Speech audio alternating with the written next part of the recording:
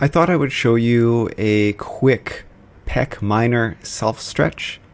Our pecs, we have pec major, and then pec minor is a much smaller muscle just over here. Basically, there's a bone that protrudes from our shoulder blade out underneath the clavicle, and a tiny muscle here grabs onto it, attaches from that bony prominence, the coracoid process, to the ribs.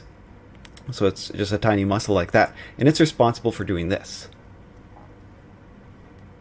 So whereas the pec major is responsible for moving the arm, attaches to the arm, so it brings your arm forward. Pec minor just does that. So how do we stretch just pec minor? Just pulling the arm behind can stretch both, but sometimes the stretch is more major than minor. You know, you can hold onto a doorway, sort of put your shoulder forward. You stretch pec major, might not stretch pec minor. So what you can do for pec minor is you can find it.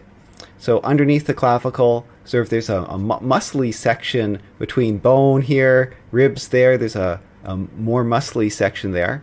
It's a pin and stretch. I can loosen the muscle, pin down the muscle, stretch the muscle.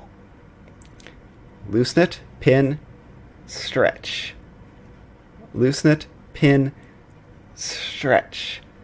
Loosen it, pin, stretch. Because you're pinning it down, you basically will focus the stretch on pec minor and not pec major. And that'll allow you to stretch pec minor, which sometimes helps for people when they feel their shoulder blades are sort of stuck forward. It might be that muscle that's sort of tight.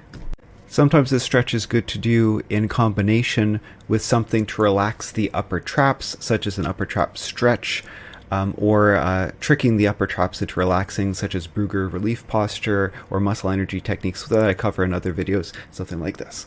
1, 2, 3, 4, 5, 6. Anyway, I hope this helps. Cheers.